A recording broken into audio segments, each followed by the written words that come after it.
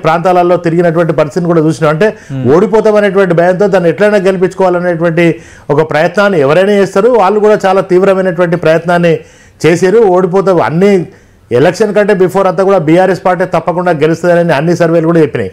మరి ఎలక్షన్ జరిగిన రోజు మాత్రమే కాంగ్రెస్ గెలుస్తుందని చెప్పి అన్ని సర్వేలు చెప్పడం జరిగింది. చూద్దాం, ఇంకా మనకు 8 రౌండ్స్ ఉన్నాయి కనుక తప్పకుండా బీఆర్ఎస్ పార్టీ మాగంటి సునీత గారు గెలుస్తారనే పూర్తి విశ్వాసం నాకున్నది. రైట్. మరి కాసేపట్లో కాంగ్రెస్ ఎమ్మెల్సీ బల్మూరు వెంకట్ జాయిన్ కాబోతున్నారు. ఖచ్చితంగా ఆయన దగ్గర నుంచి మాట్లాడే ప్రయత్నం చేద్దాం. మనం చూస్తే రెండో రౌండ్లో కాంగ్రెస్ పార్టీ అభ్యర్థి నవీన్ యాదవ్ అటు 1000 ఓట్ల ఆధిక్యాన్ని కనబరుస్తున్నారు. బీహార్లో అయితే ఎన్డీఏ దూసుకుపోతుంది. 130 స్థానాలకు పైగా ఆధిక్యంలో ఎన్డీఏ కొనసాగుతుంది. మహాగఠబంధన్ 70 స్థానాల్లో మాత్రమే ఆధిక్యం కనబరుస్తుంది. అంటే మ్యాజిక్ ఫిగర్ను దాటేసింది. ఇదే లీడ్స్ కంటిన్యూ అయితే అక్కడ మ్యాజిక్ ఫిగర్ 122 కాబట్టి మ్యాజిక్ ఫిగర్కి మించి అదనంగా 8 స్థానాల్లో ఎన్డీఏ కూటమి ఆధిక్యాన్ని కనబరుస్తుంది. దాదాపు ఎగ్జిట్ పల్స్ దాదాపు నిజమయ్యే అవకాశం అయితే కొంత బీహార్ విషయంలో కనిపిస్తోంది. బట్ మేము బయటపడతామని జూబ్లీహిల్స్ విషయంలో బీఆర్ఎస్ అంచనాలో ఉంది. అవి కూడా మనం మాట్లాడదాం. ప్రకాష్ రెడ్డి గారు, ఏంటి ఎన్డీఏ తిరిగి చేజిక్కించుకోబోతుందా బీహారు? లీడ్స్ అయితే స్టార్టింగ్ కొంత నెక్ టు నెక్ నడిచినా ఇప్పుడు దాదాపు 130 స్థానాల్లో మహాగఠబంధన్ లీడ్లో ఉంది. మీ అంచనా ఏంటి?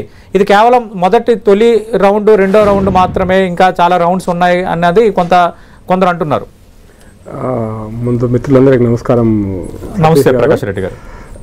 నేను అనుకుంటుంటే ఎర్లీ రౌండ్స్ అయినా లేట్ రౌండ్స్ అయినా 135-70 మీరు చూపిస్తున్న దాంట్లో అది 65 సీట్ల గ్యాప్. అది 5-10 సీట్లు ప్లస్ ఆర్ మైనస్ ఇంకా రావాల్సినవి కూడా ఇంకా సుమారుగా 35 దాకా ఉన్నాయి.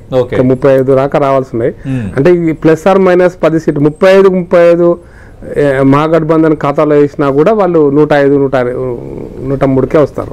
కాబట్టి ఇది ఇప్పుడున్న ట్రెండ్స్ యాజువల్గా 135 ఇది కంటిన్యూ అయితే 130 ఇంకెన్ని వస్తాయి ఎన్డీఏ అనేది ఇంకా తేలాల్సింది. ఈ ట్రెండ్ కంటిన్యూ అవుతానే అనుకుంటాను. ఎందుకంటే ఫస్ట్ 1-2 రౌండ్స్ అయిపోయినాయి ఇంచుమించుగా.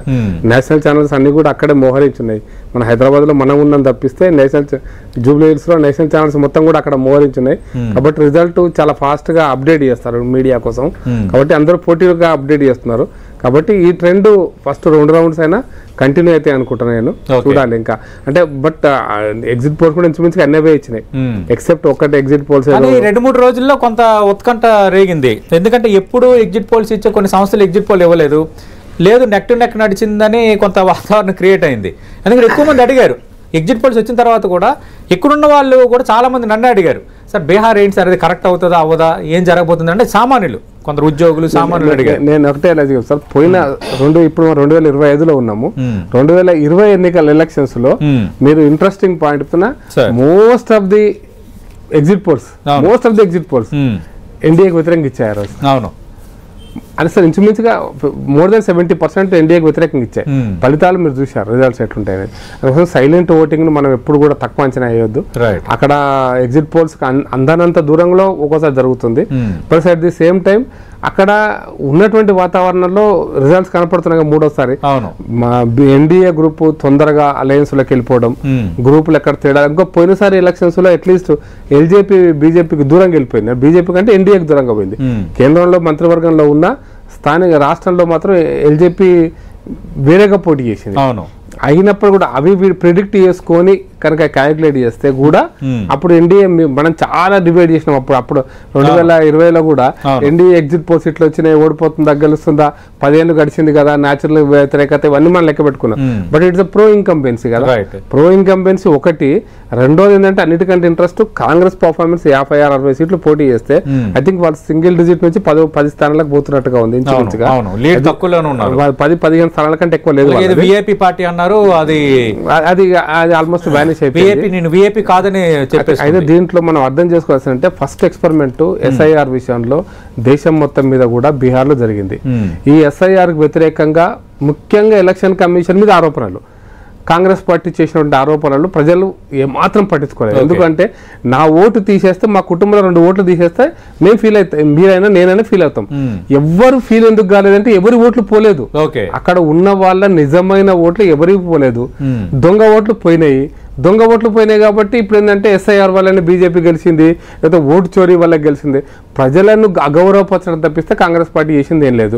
ఈ అగౌరవ అంటే ప్రజలు ఓటేస్తే చోరీ గెలిచినట్టు. ఇప్పుడు అదే కనుక కరెక్ట్ అయితే మరి ఇప్పుడు జూబ్లీస్ జరుగుతుంది ఏంది మరి, అది ఓటు చోరీ అందామా? అంటే ఓటు చోరీ జూబ్లీస్ లో బీజేపీకి తక్కువ ఓట్లు వస్తున్నాయి ఇప్పుడు కనపడుతున్న సీన్ కూడా. మరి ఓటు చోరీ అందామా ఇక్కడ? ఎవరు ఓటు చోరీ చేసినట్టు ఇక్కడ? అందుకోసం ప్రజలు వేసేటువంటి ఓట్లను మనం గౌరవించాలి. ఈ దేశంలో 77లో ఇందిరాగాంధీ వ్యతిరేకంగా ప్రజలు ఒక స్పందన వచ్చింది. ఈవెన్ 403 సీట్లు వేసిన రాజీవ్ గాంధీకి 289లో ఒక స్పందన వచ్చి వ్యతిరేక ఓట్లు పడ్డాయి.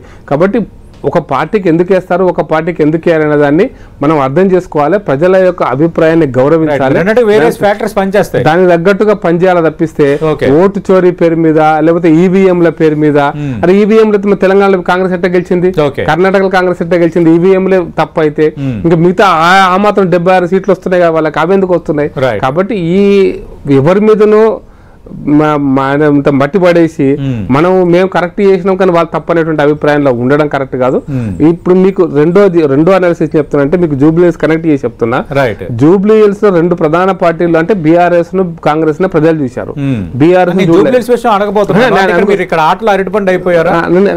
2023లో మీ పార్టీ అభ్యర్థి లంకల దీపక్ రెడ్డి 25,860 ఓట్లు వచ్చాయి, అంటే 15% ఓటు. ఇప్పుడు అవేనా నిలబెట్టుకుంటారా అన్న ప్రశ్న ఎందుకు తలెత్తుతుంది? సీరియస్ గా తీసుకోలేదు